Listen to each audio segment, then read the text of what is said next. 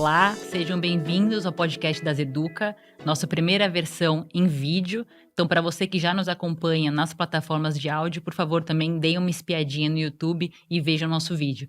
Hoje tenho o prazer de apresentar aqui Gustavo Campana, diretor médico da DASA, e Cláudia Kohn, CEO do Alta e diretora de diagnósticos e hospitais da DASA. Sejam bem-vindos. Obrigada, Fernanda. Obrigado, Fernanda. Um prazer. Obrigada, gente. Acho que a ideia aqui hoje é a gente conversar um pouco sobre esse novo perfil de paciente que surgiu aí desde o início da pandemia, né? Já temos aí 1 ano e meio de pandemia, muita coisa mudou. Acho que como seres humanos criamos novos hábitos, acho que mudou um pouco a forma como a gente se relaciona, a forma como a gente se comporta, o que a gente consome, não só em bens materiais, mas até em informação. E claro, como pacientes, mudou bastante também o nosso comportamento. Acho que tudo isso bastante impulsionado pela tecnologia, pela internet, né? Então, acho que um novo perfil de paciente vem surgindo e é um desafio para o setor de saúde. Acho que a ideia aqui é a gente falar um pouquinho sobre isso, tá? Então, acho que dentro deste contexto, claro que a gente vai aprofundar um pouco mais, mas já de uma forma bem ampla, assim, na experiência de vocês, o que vocês consideram, o que vocês acham que é esse novo perfil de paciente? Em primeiro lugar, obrigada. É muito bom estar no Das Educa, nesse episódio por vídeo, né? Muito gostoso, Fernanda, e estar aqui com 2 pessoas que eu tanto gosto, Campana e você. Eu vou começar aquecendo, trazendo a ansiedade como talvez um dos grandes pontos que esse paciente trouxe. Ele já tinha um componente de ansiedade natural de todo paciente que não sabe o diagnóstico ou tem que fazer um procedimento. E ele acrescentou a isso a ansiedade do próprio diagnóstico, a ansiedade de estar num ambiente em que ele não sabia se era mais ou menos seguro. Então, o componente ansiedade, ele se exponencializou num momento em que toda a população está mais ansiosa.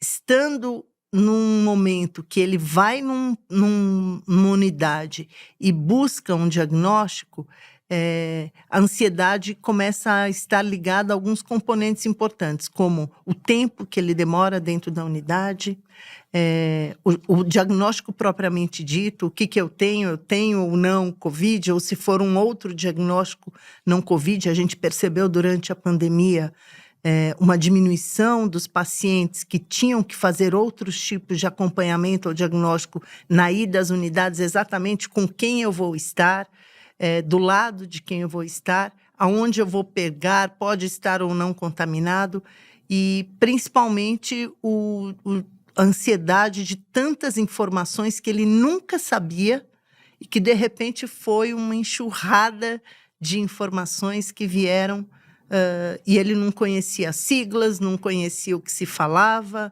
Então, o componente ansiedade, para que a gente possa começar a aquecer, talvez foi um dos pontos principais da característica desse novo paciente. O paciente era o mesmo e outros componentes acompanhando ele a partir daquele momento. Eu acho que a primeira que me vem à cabeça é essa.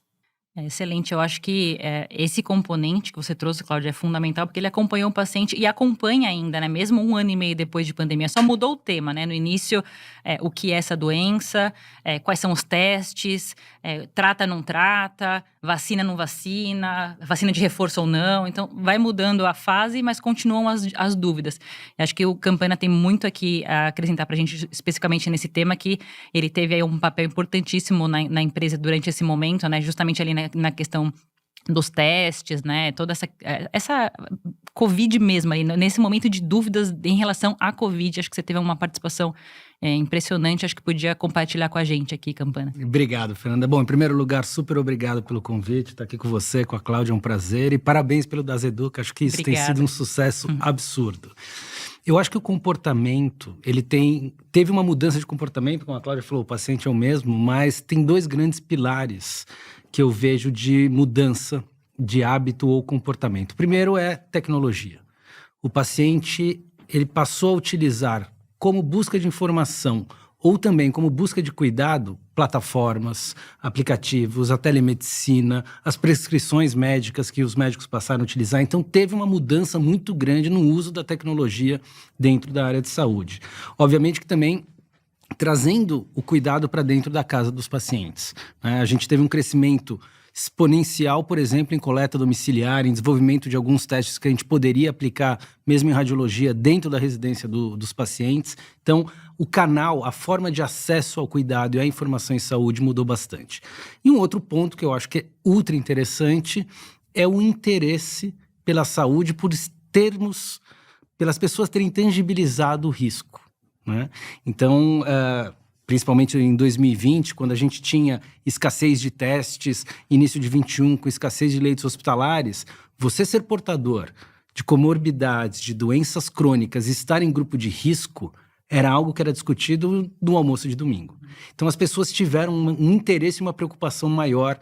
O que isso faz com que eu tenha maior risco, quando eu tenho maior risco e qual é a complicação, a consequência disso. Então acho que o interesse pela saúde mudou de uma forma bastante importante. E, obviamente, como você falou de testes, né? Falar de sensibilidade, falar de especificidade, o que é um teste, o que é um RT-PCR, o que é uma sorologia, isso também, a gente ligava a televisão, o jornal falava disso todo santo dia. Então, eu acho que a informação, principalmente em laboratório, foi algo que ficou realmente dentro da rotina das pessoas. Então, eu acho que tem um pilar de tecnologia que a gente tem que explorar e que deve ser mantido porque ele traz eficiência para o setor, e tem um pilar de interesse que eu acho que isso deve ser não só mantido, mas tem que crescer de uma forma muito importante, porque isso faz com que as pessoas façam e atuem na sua promoção de saúde, na sua prevenção de doenças, e acho que a gente vai falar um pouquinho até das complicações, né, do que isso trouxe também com os gaps de rastreio, com os gaps de cuidado, de uma forma negativa na saúde das pessoas. Perfeito. Essa questão tem um pouco a ver com, acho que até com o empoderamento, né, do paciente. Ele passou a ter a informação foi disponível de uma forma muito, muito acessível e muito democratizada, né? Mesmo informações científicas que antes a gente não discutia assim, né? Artigos científicos, as revistas de impacto, até pessoas leigas discutindo, né, nesse nível de detalhe. Isso realmente trouxe para o paciente um conhecimento que acho que ele nunca tinha se aprofundado tanto, né? Então acho que isso é uma mudança de comportamento assim que não sabemos o que veio para ficar, mas é bem provável que isso tenha vindo para ficar, né? Vocês também concordam? Eu concordo. Eu acho que o empoderamento que você falou, ele tem dois lados importantes. Um deles é o fato de eu ganhei essa informação, eu não sei o que é, mas eu vou buscar entender o que é. Então, esse paciente passou a, num primeiro momento, olhar tudo, que foi aquele primeiro momento de estresse, e depois começou a depurar a informação, o que prova que a informação fake ou a informação sem chancela, ela não fica. Porque o paciente, no decorrer do tempo, mesmo que ela seja divulgada, viralizada, ela morre porque ela não tem uma chancela, embasamento adequado. E o paciente começou a olhar isso depois que passou aquela fase de susto, né, em que todas as letrinhas eram importantes, e aí passou a entender o que ele precisava buscar para que efetivamente ele cuidasse da sua família, ou das crianças na escola, ou dos seus pais que tinham contato com as crianças. Esse paciente se empoderou de ter a informação, mas depurá-la adequadamente. É lógico que a gente tem níveis diferentes de conhecimento entre os pacientes que têm mais acesso à informação e menos acesso, e isso traz o outro lado que eu falei, que é a responsabilidade. A responsabilidade de divulgar alguma coisa que você recebe também começou a ser trabalhada com alguns veículos de imprensa muito responsáveis que falavam não passe, porque cuidado com o que você passa, que nem tudo é verdadeiro, e ao mesmo tempo com a responsabilidade de dividir o que era importante de valor para as pessoas. Esse paciente começou a entender que ele tinha que depurar e passar o que realmente gerava valor. Ainda existe, mas a continuidade, Campana falou certo, veio para ficar e tem que se perpetuar. Essa perpetuidade vem também com a responsabilidade de quem está cuidando desse paciente, de esclarecer, de cuidar, de acompanhar toda a jornada dele, esteja ele durante a pandemia ou fora da pandemia, passou a crescer a responsabilidade de quem cuida também informar. Eu tenho falado muito de 2 tipos de empoderamento. Empoderamento crítico. Empoderamento na saúde a gente vem crescendo já há algumas décadas, mas hoje ele é mais crítico. Será que isso tem evidência? Será que não tem? As pessoas, né, hoje seguem a ciência. Então acho que o empoderamento ficou mais crítico, isso é super positivo. E um segundo ponto é o empoderamento coletivo, indo um pouquinho nisso que a Cláudia falou. Hoje as pessoas se preocupam com sua saúde, mas se preocupam com a saúde do próximo, né? Então, tirando as fake news, né, tirando quem não segue isso, vacina é o grande exemplo disso, né? Eu me vacino para me proteger, mas também para proteger quem está próximo a mim. Então, eu acho que empoderamento, engajamento do paciente é algo que só vai crescer, como já vem crescendo há algumas décadas. A gente diz, né, que hoje, no século atual, a medicina ela é feita nesse binômio médico-paciente, as decisões são tomadas em conjunto e devem ser tomadas em conjunto, mas ele é mais crítico, mais coletivo. Um senso de coletividade, né? Exatamente. Quando você falou ali, a gente falou desde o começo a importância da tecnologia nesse processo todo. E, assim, isso acho que em vários níveis, né? Então, acho que o paciente, ele teve que aprender a consumir informação, obviamente, da internet e fazer esse filtro que a Cláudia comentou. Mas ele também entendeu que, pelo menos por um período, ele ia ter que tratar da sua saúde de uma forma remota, digamos assim. Então, surgiram novas formas de se comunicar com o próprio médico dele, né? Formas que até então eram informais, né? O WhatsApp, mandar mensagem, mandar áudio, mandar uma foto, etc. Como formas mais efetivas, assim, do tipo uma plataforma bem estruturada de telemedicina, plataforma de resultados online, coisas um pouco mais estruturadas. Isso virou uma realidade, assim, né? E foi uma das coisas que foi forçada. E como é que vocês veem isso aqui daqui para frente também? Isso vai ser cada vez mais hipertrofiado? Ou a gente vai voltar a ter aquela relação médico-paciente como a gente tinha antes, de consultório, ao vivo, pessoal? Ou não? Algumas coisas aqui vieram de fato para ficar? Tem, acho que, 2 aspectos importantes. Eu acho que vai crescer. Eu acho que tem que crescer. A telemedicina, ela garante acesso, ela garante eficiência, ela mantém a eficácia, né? Então, ela só é uma maneira nova do acesso e de canal de qual é a aplicação do cuidado. Então, eu acredito que ela vai sim permanecer, ela tende sim a aumentar. Acho que tem aspectos interessantes na própria forma que o médico atua com isso, onde ele pode compartilhar opiniões com outros médicos. Então, a gente consegue até aplicar uma multidisciplinariedade no cuidado maior com a tele, se bem utilizada, do que nos padrões físicos, vamos chamar assim. Mais fácil do que se tivesse cada um no seu consultório. O que a gente chama de referência contra referência, para quem eu encaminho, quem me encaminha. Então, eu acho que isso traz uma qualidade de assistência muito melhor. Agora, a gente tem, e a gente sabe que muito do desfecho, muito do resultado clínico, ele é feito na relação médico-paciente, na confiança. Então, esse é um desafio. Então, eu não acho que acabe a consulta física, né? A consulta presencial, ela sempre vai existir e ela deve existir, mas a gente tem falado muito do phygital, né? Que seria um pouquinho a combinação desses dois. E eu acho que isso vai ser muito direcionado por complexidade, por nível de atenção, pela necessidade do paciente em si. Então, talvez agora, e isso é muito importante, a forma de cuidado, ela é aplicada conforme a necessidade do paciente. E antes não era assim, né? A gente aplicava o mesmo modelo para todo e qualquer paciente. Então, eu acho que a gente tem essa possibilidade agora de adequar o cuidado à necessidade do paciente. Personalizado, né? Exatamente. Usar na hora certa para a pessoa certa. Exatamente. Eu vou complementar o que o Campana falou. Acho que é tão importante a coisa da personalização, que não é nenhum nem outro. Eu acho que esse é um grande ganho que nós tivemos se nós tivermos o aprendizado de entender qual a expectativa do paciente e, ao mesmo tempo, o que eu posso fazer para melhorar a vida dele e garantir a segurança do que o médico quer e precisa fazer com o paciente.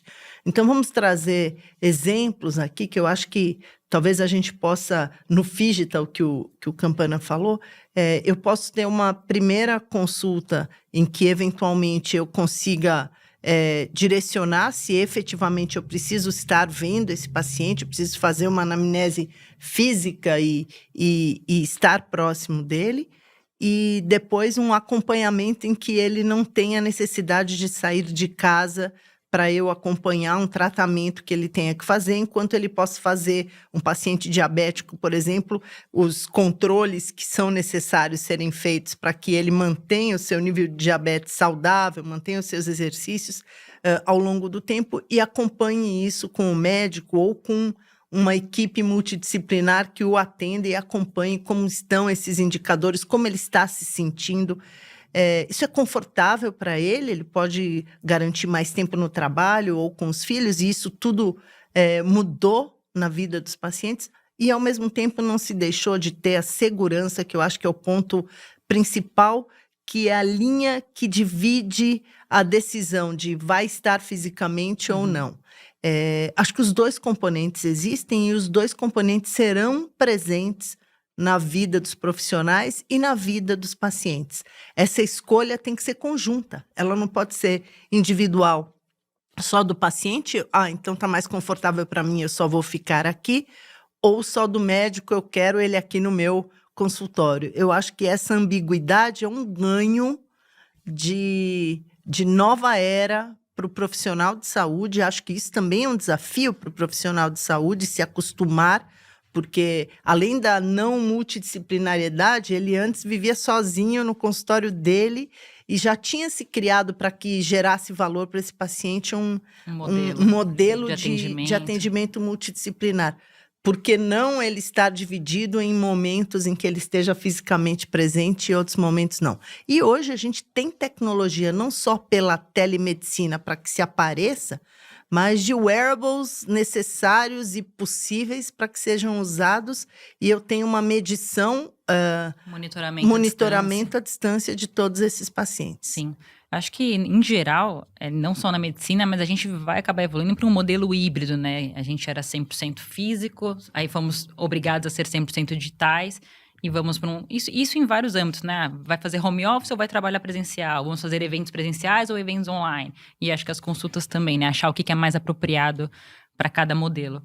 E ainda nesse assunto, assim, de internet, busca de informações, algo que chamou muita atenção também desde o início da pandemia, que já vinha acontecendo, mas com certeza acelerou, foi o fato de os médicos terem que produzir conteúdos nas redes sociais para os seus pacientes ou para potenciais pacientes, nos seus perfis, né? Como se fosse algo até obrigatório, né? Antigamente ele tinha ali o cartão de visita, hoje ele tem, esse é o meu nome, meu endereço, meu WhatsApp, meu perfil. E ele passou a ser avaliado pelos pacientes sob uma outra ótica, que ele não era avaliado antes, né? Antes talvez só pela formação, por indicação. Agora as pessoas vão lá, entram no perfil, vê quantos seguidores, vê a qualidade do conteúdo que ele produz. É algo muito diferente para o médico, né? Nunca teve que se preocupar com isso. Qual que é a experiência de vocês nesse contexto? Eu acho que isso tem um pouco a ver com o empoderamento coletivo. A escolha hoje ela é feita não só pela minha decisão ou por quem está próximo, mas às vezes por rede social, né, como você falou, seguidores, né, qual é o impacto que tem na comunidade de maneira coletiva esse médico. Mas eu acho que o mais importante informação ela tem que estar onde ela é buscada. Não adianta a gente também criar plataformas, criar canais de informação onde as pessoas não acessam. Não estão. Né? Uhum. E na minha opinião, e isso é algo que eu sempre bato muito, quanto melhor a qualidade da informação, melhor para todo mundo. Então, hoje, ter mais médicos falando sobre medicina, falando sobre saúde, em canais onde garanta mais acesso, eu acho que esse é o melhor caminho. E eu acho que informação em saúde é uma informação relevante, e aí eu vou para o empoderamento crítico. As pessoas hoje buscam informações que elas falam, opa, é de qualidade ou não essa informação? Né? Então, eu acho isso extremamente bem-vindo.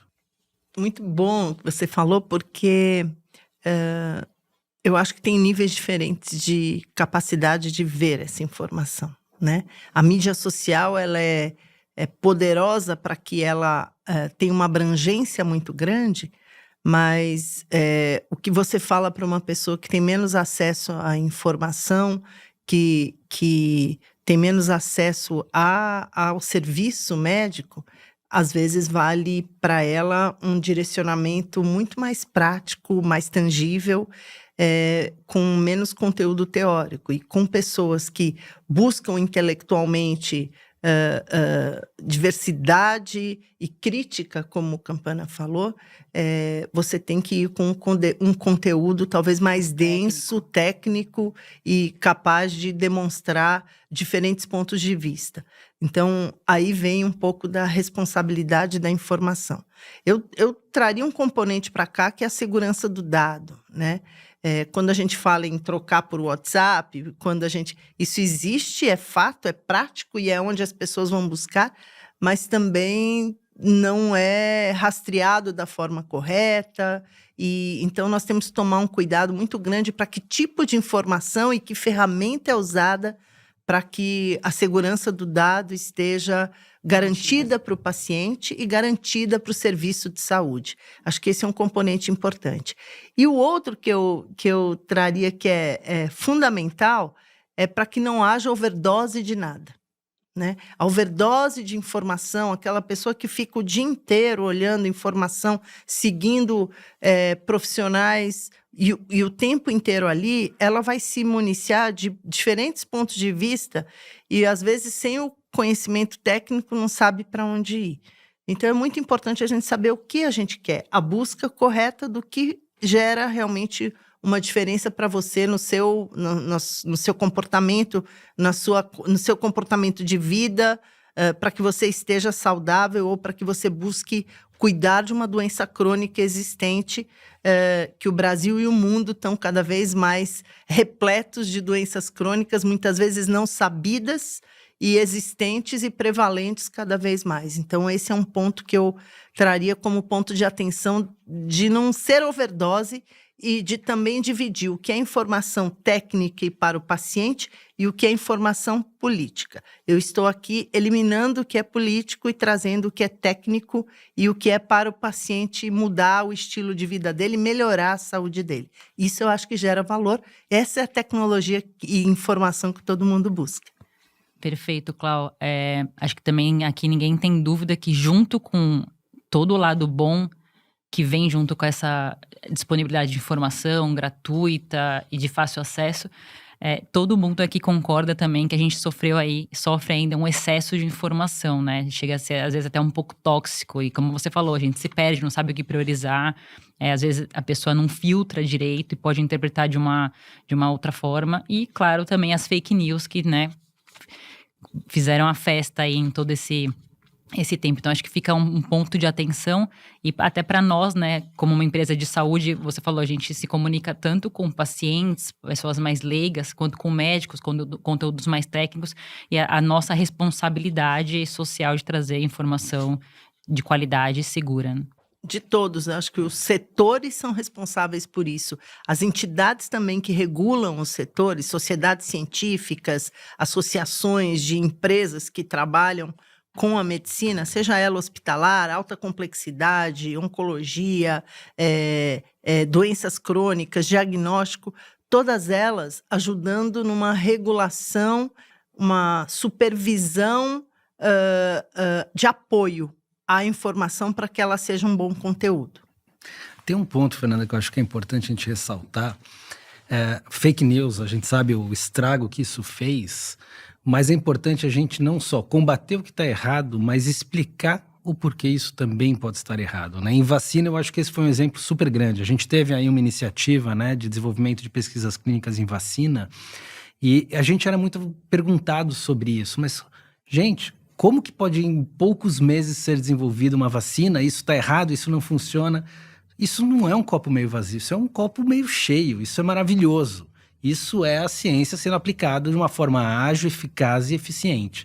E a gente não teve nenhuma quebra de protocolos de segurança no desenvolvimento de testes, no desenvolvimento de tratamentos, no desenvolvimento de vacina. A gente teve, sim, quebra, às vezes, de processos extremamente burocráticos que atrasavam o desenvolvimento de novas drogas, por exemplo, ou de vacinas, de imunizantes, e a gente atrasava a implantação disso no mercado, a ciência estava atrasada. Então, eu acho que é importante que, assim, muita fake news veio de uma visão e conhecimento do que era o padrão anterior e que a gente conseguiu trazer agilidade para isso. Então, de novo, tendo segurança, a gente sempre falou muito de rigor técnico, né? Tendo rigor técnico, tendo segurança, essa velocidade ela só faz o bem. E tendo transparência, né? Para que a pessoa entenda quais foram os processos que foram quebrados e abreviados. Exatamente. E tudo evolui. Essas vacinas são as de primeira geração, vão vir as vacinas de segunda geração, assim como a gente tem outras doenças infecciosas que a gente tá vacina de 8ª, 10ª geração. Isso é evolução. Sim. Acho que isso chamou muita atenção, né? Assim como a gente vê em épocas de eleição, épocas de Copa do Mundo, né? Então, discussão de política, discussão de futebol, a gente viu discussão de vacina, que é algo que a gente nunca tinha visto, né? E eu, pelo menos, nunca tinha visto. Então, acho que foi algo realmente inédito, mas que mostra também, como vocês comentaram, o empoderamento da pessoa, de saber o que está acontecendo, o que vai acontecer com ela, com os familiares dela, né? Isso realmente faz muito sentido. O fato do paciente perguntar, a minha vacina é RNA, a minha vacina é Pfizer, é Coronavac, a minha vacina é Moderna ou é Janssen.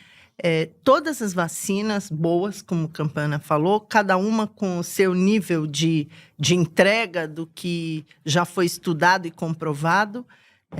E eu perguntava, quando você tomou vacina X ou de pneumonia... A vida inteira. Você perguntou a marca? Exato. Né?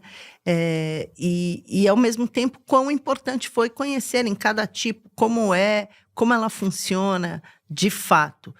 E simultaneamente, vários papers, como você falou, Fê, sendo publicados e as pessoas já pegando aquilo como a verdade absoluta. E são papers que quem vive a ciência sabe que a ciência ela não é só a foto, ela é um filme. Então, se eu publico hoje, amanhã alguém utiliza isso como aprendizado e publica um novo, é o novo que vale e assim... São vários tijolinhos ali construindo a exatamente. Ciência, exatamente. Voltando um pouquinho, um assunto que não tem como a gente não aprofundar um pouco, que é a saúde mental de todos, né, que foi absolutamente afetada. E desde o início a gente comentou a ansiedade, né, Cláudia, você comentou que é algo que se sobressaiu muito nesse novo perfil de paciente. Obviamente por tudo que a gente passou. E nesse contexto, até juntando com a telemedicina, a telepsicologia foi algo que, enfim, é um novo paradigma, né? Fazer uma consulta com um psicólogo ou um psiquiatra, enfim, à distância, né, através de uma tela, e com algumas dificuldades do tipo, às vezes a pessoa não conseguia ficar sozinha na sala para fazer essa consulta, tinha familiares, aquela privacidade que não conseguia ser mantida, enfim, várias dificuldades, mas que a telepsicologia trouxe aí uma solução bem interessante para todos que precisavam, e acho que até muitos colegas psiquiatras conversando comigo, assim, mostraram um aumento enorme de demanda de consultas, muita gente jovem, médicos jovens até querendo ser psiquiatras, porque viram aí uma nova oportunidade de ajudar as pessoas, um campo de trabalho.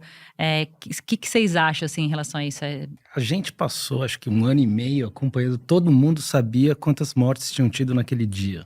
Né? Essa era a métrica que passava em toda e qualquer mídia e todo mundo acompanhava. E isso é muito crítico, né? Isso gera um impacto e um medo nas pessoas muito grande. A gente estava até comentando antes aqui da gente iniciar a nossa gravação, como mudou o comportamento das pessoas no trabalho. Né? Você passou a trabalhar em casa, você passou a ficar disponível praticamente 24 horas para o trabalho, você deixa de ser dono da sua agenda, você não tem mais essa conversa do café, que você vai, conversa, define alguma coisa. Não, você marca uma reunião, ela é formal, aí você não tem tempo de fazer, de parar, de pensar, de planejar. Então, teve uma mudança muito grande no trabalho, teve uma mudança muito grande com as crianças, né? Para as crianças e para as famílias, então as crianças ficaram dentro de casa, demandando, obviamente, né? E dos pais que às vezes estavam no meio de uma reunião. Então, eu acho que o ambiente gerou muito estresse. Psicologia, telepsicologia, psiquiatria, a gente sabe que são especialidades onde existe uma necessidade de interação entre o médico e o paciente, ou o profissional de saúde e o paciente, mas que a tele, ela entra de uma forma muito forte, né? Seja dentro de uma empresa, seja numa plataforma aberta como consulta de telepsicologia mesmo. E isso é super interessante porque talvez seja uma das... Fora as condições agudas que precisam no pronto atendimento, ter o acesso naquele momento que você precisa, em qualquer tipo de queixa aguda psiquiátrica ou psicológica, é fundamental. né? Então a gente tem um serviço de telepsicologia, hoje a gente tem protocolos, por exemplo, até de avaliação de risco de suicídio, e a gente vê aumentando o número de pessoas que ligam. Então é fundamental a pessoa que tem um distúrbio psicológico, ela ter um acesso o mais rápido possível. Não adianta uma pessoa que está numa crise depressiva, por exemplo, ou numa crise de ansiedade, ela consegue agendar para daqui 2, 3 dias. Semanas. Isso não funciona. É a mesma coisa que você está com dor no peito e falar, olha, eu vou daqui 3 dias pro pronto atendimento, né? Então, a disponibilidade e o acesso em tempo real, eu acho que é um grande diferencial hoje nas doenças psiquiátricas. Concordo. Complementando, eu acho que tem algumas coisas bem importantes em relação à telepsicologia. A primeira, já foi falado, é o acesso, né? Você ampliar a possibilidade de quem nunca pôde fazer isso ou nunca se deu a possibilidade por preconceito. Muitas vezes, a doença, a ansiedade e a pandemia trouxeram à tona a possibilidade de fazer porque eu preciso. Trouxeram um pouquinho da humanidade de cada um. E é um pouco do que eu vou trazer aqui, essa humanidade que a gente tem que buscar de novo, vendo X mil mortes, milhares de pessoas infectadas por dia, muitas vezes passam a ser só um número. E essa possibilidade de você dividir com alguém essa ansiedade, seja você profissional de saúde, que está exposto, que não está trabalhando em casa e todos os dias leva para casa essa exposição, ou um paciente que não é profissional de saúde e que precisa ter acesso e que muitas vezes nunca foi porque não acreditava que era tão necessário. Ou porque achava que era um tabu Era também, um tabu, alguma coisa, fazer terapia. Exatamente. E por conta de tudo isso, eu acho que veio para ficar.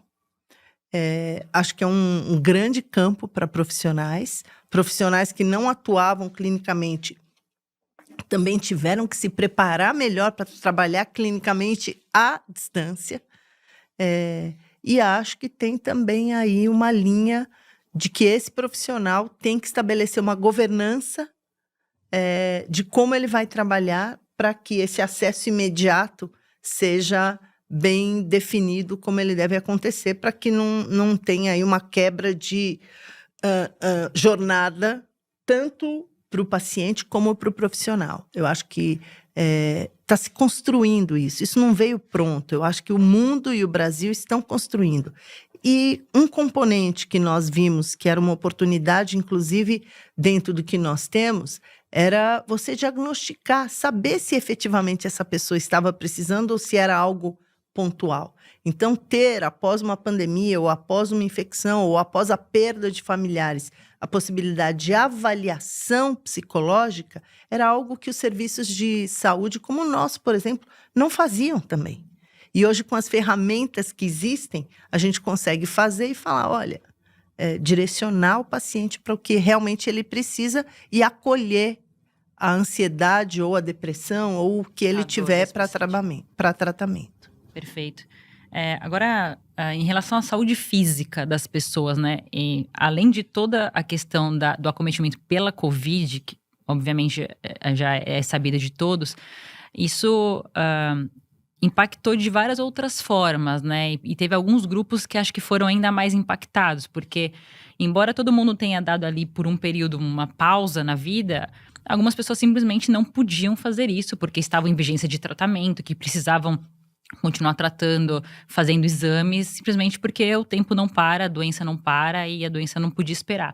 Então, acho que a gente tem aqui, dois grandes grupos, talvez aí os pacientes, os doentes crônicos, os pacientes oncológicos e também as pacientes grávidas, né, que não são doentes, mas que estavam lá, enfim, bebê crescendo, o tempo passando, precisando fazer o pré-natal, e essas pessoas precisavam se sentir seguras para continuar fazendo esse acompanhamento, né? Então, antes de a gente conversar um pouquinho com vocês, eu queria até, inclusive, chamar um vídeo de uma paciente grávida que deu um depoimento dela aí durante a pandemia. Oi, meu nome é Mariana, eu tô grávida de 31 semanas, engravidei em março durante a pandemia e, estando grávida, são muitos exames que precisam ser feitos todos os meses. Tive muita insegurança de ter que sair de casa para fazer esses exames, principalmente no início da gravidez, que bateu com o auge da pandemia ali para os meses de abril e maio, né? Graças a Deus eu não peguei Covid, consegui vacinar as 2 doses, mas eu não podia deixar de pensar no cuidado do meu bebê. Então acabei escolhendo lugares que eu me sentisse mais segura, e a cada mês que passava e que eu via que meu bebê estava crescendo, se desenvolvendo com saúde, tudo valia a pena. Então é isso, né? Acho que até compartilho dos sentimentos da Mariana, né? Eu mesma fui uma grávida de pandemia, como se já não bastasse as inseguranças de uma gravidez, né? A gente não sabia se grávida era grupo de risco, se não era, o que isso poderia causar no bebê, depois se podia vacinar, se não vacinava, enfim, vários outros questionamentos, né? Então, do nosso ponto de vista de uma empresa de saúde que lida diretamente com esses pacientes, como é que foi acolher essa insegurança toda? Foi enorme, né? A insegurança foi impressionante. Mas eu acho que deu a chance, uma grande oportunidade de se desenvolver coisas que a gente nunca pensava que a gente era capaz. Quando a gente entrou na casa de uma paciente para fazer ultrassom dentro da casa dela, e ela falou, meu Deus, vocês fazem isso? Foi impressionante. Quando antes o modus operandi era ligar, agendar, ir lá. E então trouxe oportunidade para os 2 lados. E, ao mesmo tempo, entender qual era exatamente a insegurança dessa paciente. Era onde ela tocava, ela tinha que sentar na recepção, então por que não conseguir fazer com que ela fosse direto para a sala? Ela saber o que era a sanitização de uma unidade, que ela estava indo numa unidade, às vezes, muito mais segura, e criar unidades mais seguras, onde não tivesse circulação de pacientes com sintoma.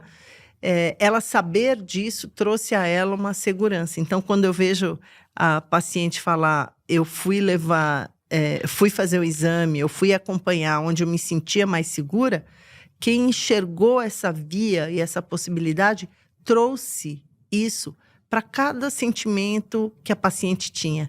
Então, se era uma ansiedade pelo local, se era pelo tempo que ela ficava lá dentro. E isso foi uma oportunidade que veio com a pandemia. Nós, normalmente, ficamos sempre dentro da nossa caixinha, né? E eu vejo, Daseduca tem mostrado isso com todos os episódios que todo mundo pode ver. A gente tem a oportunidade de inovar, mesmo que não seja só com a tecnologia, com o serviço. E serviço de excelência, ele pode estar em todos os níveis econômicos, socioeconômicos dos pacientes, desde que ele traga o que esse paciente efetivamente tem de expectativa ou até supere. Eu acho que essa foi a grande oportunidade. E eu acho que o que ela falou comprova um pouco do aproveitamento dessa oportunidade de alguns serviços que a gente pôde dar ao paciente. E o pós também é importante. Depois que você teve teu neném, o que eu faria se eu tivesse que vacinar o neném, levar no pediatra e tudo que tem que fazer, se tivesse uma outra criança ali, e como é que eu convivo com isso, e assim por diante. Então, informar, de novo, vem a informação. Os serviços que conseguiram informar, dando essa segurança, tiveram uma fluidez maior com esse paciente. Mas não deixando de falar, foi difícil para todo mundo. Mas acho que nisso que você comentou, ouvir o paciente foi muito importante, né? Para entender aonde ele se sentia inseguro e aonde a gente deveria agir. Exatamente. Legal. Obrigada, Cláudia. E teve um ponto que eu acho que é super interessante, Fernanda, que é de evolução, né? A gente discutia muito sobre padrão de segurança para tomada de decisão. E uma das coisas que a gente mais aprendeu, principalmente em 2020, foi que gestão de pandemia, ela evolui. A decisão que a gente tomava num mês, às vezes, era diferente da decisão que a gente tomava no mês seguinte. E aprendendo, né? Cada semana. Então, por exemplo, a gente lançou o teste de RT-PCR de forma pioneira aqui no Brasil em fevereiro. Ainda não havia casos no Brasil. E a gente tomou a decisão totalmente acertada de oferecer aquele teste em um único canal exclusivo, que era a coleta domiciliar. Por quê? Porque a gente queria contribuir para o bloqueio da entrada da epidemia no país. Né? A gente não tinha casos. Imagina se a gente lança um teste e fala, vão até a unidade. Você ia ter paciente indo lá. Circulando para... Daí, passou-se um tempo, o objetivo não era mais você bloquear, porque era uma pandemia já instalada, mas sim fazer o diagnóstico mais rápido e rastrear contactantes. Então a gente falava, vai até a unidade que é dedicada a fazer esse tipo de exame. Ao mesmo tempo, tínhamos unidades dedicadas à cardiologia, à gestante, onde a gente tinha todo o protocolo onde você não saía do carro. Exatamente. Então, é muito interessante que a gente dinâmico. teve essa dinâmica e sempre olhando a segurança do paciente, como a gente contribui na gestão da pandemia também. Agora, de fato, e eu acho que a gente vai falar um pouco sobre isso, esse isolamento, ele trouxe essa oportunidade de inovação, mas ele trouxe também algumas coisas que são muito sérias. Redução do número de exames, pacientes crônicos que deixaram de fazer seu acompanhamento, que a gente chama de gap de cuidado, as pessoas que deixaram de fazer seus exames de rastreamento, de screening para câncer, diagnóstico precoce, cobertura vacinal. A Unicef tem dados super interessantes. O número de crianças que estão com gap vacinal, que não estão com vacina em dia, é absurdo. Então a gente tem que olhar e tratar isso de uma maneira muito séria, porque senão a gente vai ter agora epidemias localizadas e pontuais, mas de um monte de outros tipos de doença e não só de doenças infecciosas. Não, perfeito, Campana. Até aproveitando que a gente entrou agora no mês de outubro, a gente começa uma enorme campanha de Outubro Rosa, e nisso que você falou, acho que a questão do rastreamento do câncer de mama realmente teve uma importância muito grande, né? Um rastreamento já consagrado, né, na rotina das mulheres, algo que ninguém questiona os benefícios, e as mulheres já estavam acostumadas, né? Mas, de fato, muita coisa foi deixada de lado por medo, por ansiedade, enfim, milhares de fatores. E hoje a gente vê aí já alguns dados de impacto disso, né? Então, a falta do rastreamento por um ano, a gente já começa a ver casos mais avançados, que poderiam ter sido diagnosticados mais precocemente, né? Então, como é que tem sido isso, assim, no dia a dia? Vou trazer um ponto que passou um filme agora. Nós passamos mais de um ano, diariamente, de domingo a domingo, num comitê gestor, nos reunindo todos os dias, meio-dia. Era meio-dia, né? Acho que era meio-dia ou 1h da tarde.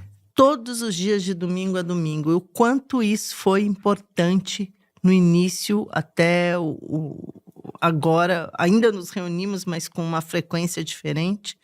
O quanto esse dinamismo e essa escuta ativa com decisões criteriosas foram convergentes para uma atividade que hoje nos orgulha. Tem um ponto que você falou sobre o paciente não ir ou ele não, por medo, a mulher não fazia. O quanto isso foi prejudicial e é prejudicial à saúde não só do indivíduo, da indivíduo e da população. É muito importante a gente falar sobre isso no Outubro Rosa. É muito importante a gente falar que o mês que vem é Novembro Azul e é a mulher que leva o marido para o médico porque ele tem um preconceito de ir para o médico. O meu marido fez ontem check-up e falou, eu fui neurologista, porque ele já tem essa cultura. Quantos homens não têm essa cultura e não sabem nem do que se trata? Eu lembro um dia, nós demos uma aula em que o primeiro slide perguntava, homens que estão aqui, pacientes, onde é sua próstata? O que é sua próstata? E a mulher com a mama, como fazer o seu próprio screening, como fazer o screening que ela vai anualmente, ou a depender do risco, ela tem até exames genéticos que ela pode se utilizar. O quanto dessa informação tem que chegar para que durante essa pandemia todo mundo se recluiu. E aí eu lembro, me passou um filme que eu me lembrei que em alguns momentos não foram só por medo. Em alguns momentos, serviços de saúde tiveram que se cotizar para trazer anestésico para hospitais por conta dos pacientes. Canalizar nesse momento, os recursos, né? Exatamente. E nesse momento, as agendas de colonoscopia e outras agendas tiveram que ser restringidas para que nós priorizássemos os pacientes de UTI. E isso aconteceu no Brasil todo e no mundo inteiro. O quanto que isso é importante para todos os serviços privados e públicos de saúde para fazerem isso, para que esse paciente tenha sua vida preservada e agora que nós já passamos dessa fase, não deixar de falar o quanto que é importante, não foi para ir agora, correr né? atrás. Ir agora, exatamente. Eu acho que é interessante a gente trazer e lembrar sempre o conceito de rastreio, né? O objetivo não é fazer o diagnóstico. O objetivo é fazer o diagnóstico o mais precoce possível de doenças de alta prevalência, que a gente tem terapia disponível e que o tempo de início da terapêutica traz um benefício maior para o paciente. Esse é o conceito de rastreio. E que a gente, obviamente, tem exames de boa performance analítica que possam fazer esse diagnóstico precoce. Né? Exatamente. E mamografia é um exemplo. A gente teve queda de mais de 50% em 2020, comparado a 2019, no número de mamografias. O número de mulheres, a gente tem quase, no nosso banco de dados, quase 3 milhões, são 2,8 milhões de mulheres em gap de rastreio, que deixaram de realizar sua mamografia nos últimos 12 meses. E a gente tem programas de acionar essas mulheres, lembrar, comunicar com ela, comunicar com o médico. A gente conseguiu agora mobilizar 300 mil mulheres a fazerem os seus exames. E isso é ultra importante, porque o risco aí está num diagnóstico de um câncer tardio, né? Ou não tão precoce, em aumentar o tempo entre diagnóstico e tratamento, que a gente sabe que isso também traz um benefício muito importante do ponto de vista clínico para o paciente. E isso acontece com várias doenças, né? Então, hoje a gente tem protocolos de avaliação desses gaps para o câncer de mama com a mamografia, câncer de colo uterino com a citologia cérvico-vaginal, do câncer de intestino, né, o câncer de cólon com sangue oculto, risco de fratura com densitometria óssea. A gente tem começado a olhar agora algumas doenças infecciosas, hepatite C é um exemplo, tem cura. Tem cura. E se o paciente tem hepatite C e não diagnostica, ele transmite. Então eu acho que o gap de rastreio, ele é hoje uma das grandes tendências de gestão em saúde. E ele é diferente do que a gente chama de gap de cuidado. Gap de cuidado é quando o paciente ele tem uma doença, ele tem um diagnóstico, ele não está acompanhando conforme a necessidade. E aí a gente tem visto o percentual, a proporção de pacientes diabéticos descompensados aumentou. Por quê? Porque deixam de fazer os seus exames no que a gente chama de pertinência, naquela frequência que seria mais adequada. Tem que ser acionado, tem que fazer, porque senão ele vai ter mais complicações. Ele vai acabar necessitando de mais hospitalização. Então, esses dois conceitos a gente tem trabalhado muito, gap de rastreio e gap de cuidado, mas é algo que a gente tem que cada vez mais levar essa informação para todo mundo, para a comunidade médica como um todo, para as pessoas, né, para todo mundo entender a importância disso e que não é simplesmente fazer um exame, é busca de um diagnóstico precoce. Cabe um pouco a nós também uma responsabilidade de fazer uma busca ativa, né? Dessas pessoas que não fizeram seus exames, que não se vacinaram, que deixaram de cuidar do seu diabetes, das suas doenças crônicas. É uma responsabilidade nossa. E aí a gente vê a importância do dado em saúde, sim, né? Isso que eu ia falar. Exatamente. A Cláudia falou aqui, a gente hoje faz cuidado por WhatsApp. Esse é um dado não rastreável, que não está em prontuário eletrônico nenhum, que não gera inteligência nenhuma. Então o dado, ele não é simplesmente para estar presente, ele tem que levar uma inteligência, essa inteligência tem que ter uma ação que gere um benefício para o paciente. Ele tem que se auto e interoperar. O dado tem que ser operado estruturalmente para que ele gere uma atitude, uma ação.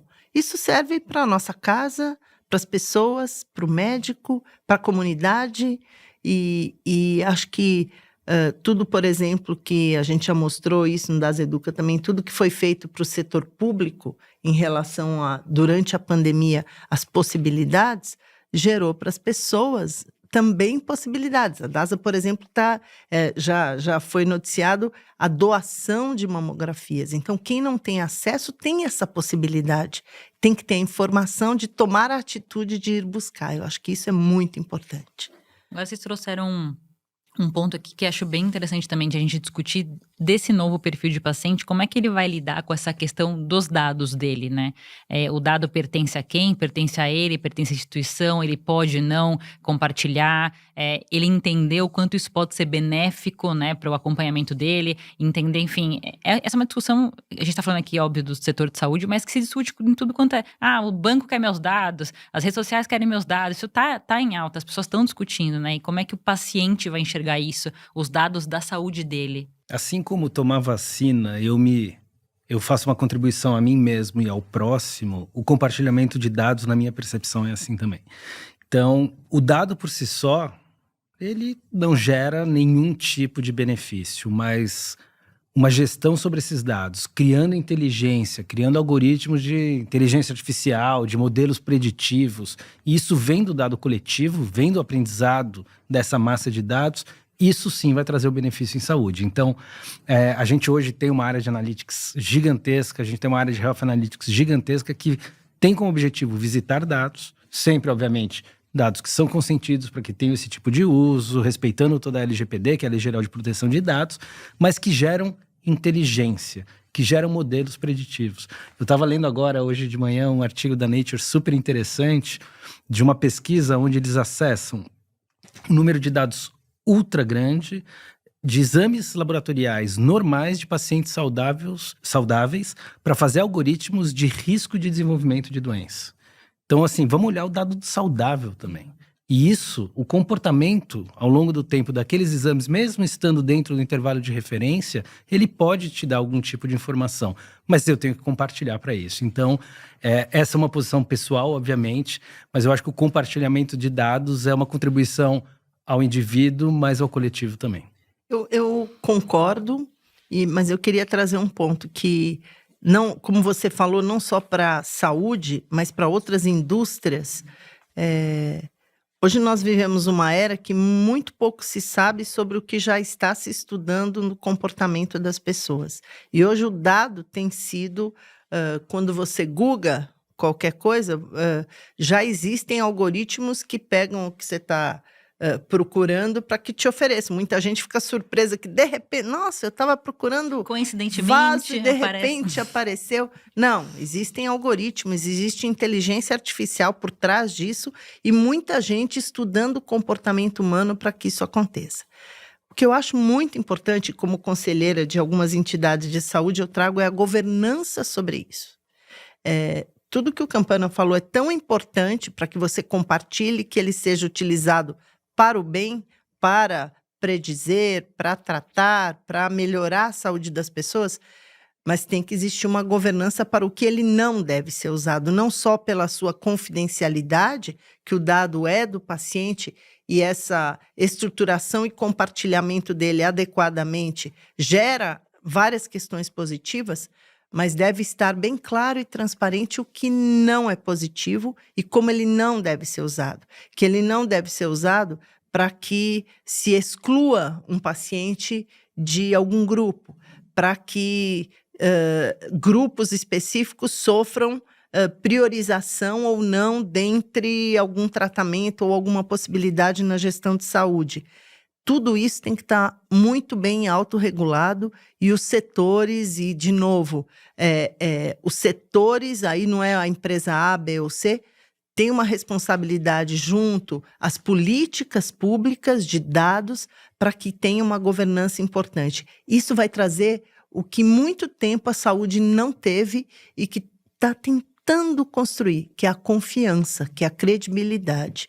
Quando você tem essa confiança, essa credibilidade com os dados sendo utilizados e você sabe disso para que melhore, gere valor realmente para a saúde das pessoas e tua como indivíduo, aí você tem o dado estruturado bem utilizado, com governança e com compartilhamento. O acesso à saúde é um dos grandes fatores de desigualdade. E se para o futuro, se a gente não garantir o acesso universal, a disponibilização de dados e o benefício dele, isso pode também ser um fator de desigualdade. Isso é algo super interessante. A bioética estuda muito isso e é um fator que está hoje em todas as mesas de discussões para que quando a gente fala em interoperabilidade, com ética e com confiança, tanto no meio de profissionais de saúde e empresas, como no meio do paciente, na relação paciente-médico e paciente-operadora e todos os stakeholders na saúde, a ética é um componente que vai permear tudo isso. Tão importante. E talvez faça parte desse novo perfil de paciente, que eu acho que já vem fazendo, na verdade, é ele questionar, né, as instituições de saúde, as empresas, e aí, né, como é que vocês lidam com a Lei Geral de Proteção de Dados, vocês seguem todas as regras, meus dados estão seguros, estão garantidos, pode ser que isso, partindo desse empoderamento do paciente, esse seja um novo questionamento dele, né? Como as empresas tratam os seus dados de forma segura, de forma a buscarem metodologias que garantam a confidencialidade do dado e, ao mesmo tempo, a estruturação adequada, será um dia um selo, uma chancela que vai definir o uso de essa ou daquele serviço, desse ou daquele serviço. Então, as empresas que estão cada vez mais inseridas e buscando isso estarão na frente para que o paciente escolha, para que a empresa escolha, com certeza. Eu concordo plenamente, Cláudia. E agora, bom, acho que já partindo aqui para o final, próximos do nosso encerramento, foram temas super importantes.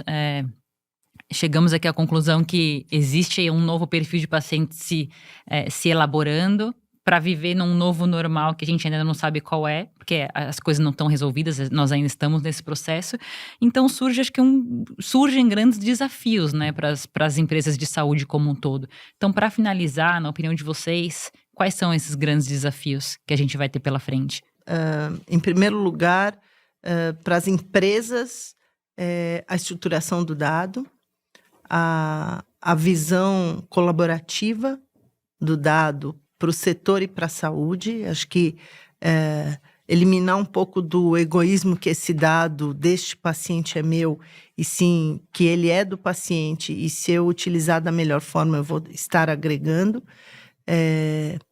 Acho que a governança entre as áreas das empresas para que haja priorização das ferramentas que mais rápido tragam resultados para esse paciente. Pesquisa e desenvolvimento, eu considero que Campana é um entusiasta e um profissional renomado nessa área. Eu diria que pesquisa e desenvolvimento serão, para todas essas empresas, uma bandeira não só de inovação, mas de gerar grandes mudanças. A pesquisa e desenvolvimento não é imediatista, então as empresas que olham a longo prazo.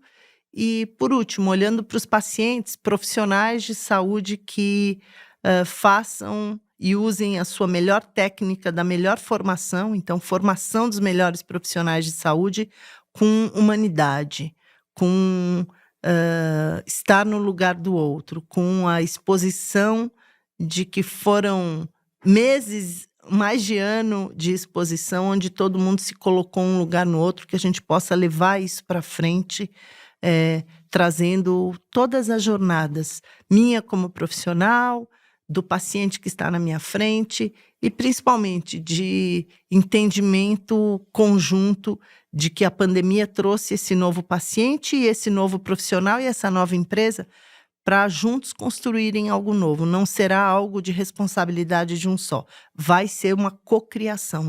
Eu não tenho dúvida de que é uma cocriação. Perfeito, Cláudia. Fernanda, é uma pergunta difícil. Eu acho que os próximos desafios, né, eu concordo, dado, eu acho que a forma como a gente faz a gestão dos dados e como a gente aciona a quem precisa, criando inteligência com os dados, é um dos grandes desafios. Mas eu acho que está muito na questão da gente utilizar isso como uma forma proativa e precoce, né? Então, se tem uma coisa que a gente aprendeu aí em 2020 é que não faz mais sentido a gente, num sistema de saúde que tem dados de doenças infecciosas absurdamente grandes, a gente não conseguir fazer previsão de epidemia. Então, vigilância epidemiológica, por exemplo, isso é uma realidade. A gente já está começando a tratar isso. A gente vai saber que, daqui a um mês eu posso ter uma epidemia de dengue em tal lugar. Vamos atuar já. Não vamos esperar acontecer. Então, a gente vai ser muito precoce nas ações que a gente vai tomar. A mesma coisa no gap de cuidado. Não dá para eu descobrir que eu tenho um paciente que não está realizando os seus exames de controle e que ele vai descompensar sem acioná-lo e tomar uma ação que melhore a vida daquele indivíduo. Então, mas isso tem uma questão a ver, tem muito a ver com engajamento, tem muito a ver com experiência. A gente sabe que, infelizmente, em medicina, o que mais engaja é a doença, e agora a gente quer transformar isso, né, engajando as pessoas na saúde, na sua gestão de saúde, não esperar ficar doente para ir no médico, não esperar ficar doente para fazer os seus exames. Então, acho que tem uma questão de experiência, isso tem a ver com informação, né, na disponibilização de informação. E eu acho que saúde hoje, e isso vai permanecer, vai ser sempre uma busca muito grande. Já era, né? As pessoas buscam informação em saúde, mas eu acho que agora elas buscam de forma mais crítica, para se empoderar juntamente com o médico ou com o profissional de saúde nas suas decisões. Então eu acho que dado, ação precoce, ou o mais precoce possível, e informação. Então, acho que apesar do cenário dramático que nós vivemos, acho que surgiram muitas oportunidades, né, de melhorias e evolução. Sem dúvida. Então, acho que finalizamos. Mais uma vez, muito obrigada, Cláudia. Muito obrigada, Campana, pela participação de vocês. Mais uma vez, né? Pela segunda vez já aqui no nosso podcast das Educa. E estreando a nossa versão em vídeo, algo super importante para nós. E queria dizer para quem que está nos assistindo que, por favor, mandem suas sugestões, seus feedbacks, enfim, críticas, dúvidas para o nosso e-mail dasa.educa@dasa.com.br. Muito obrigada.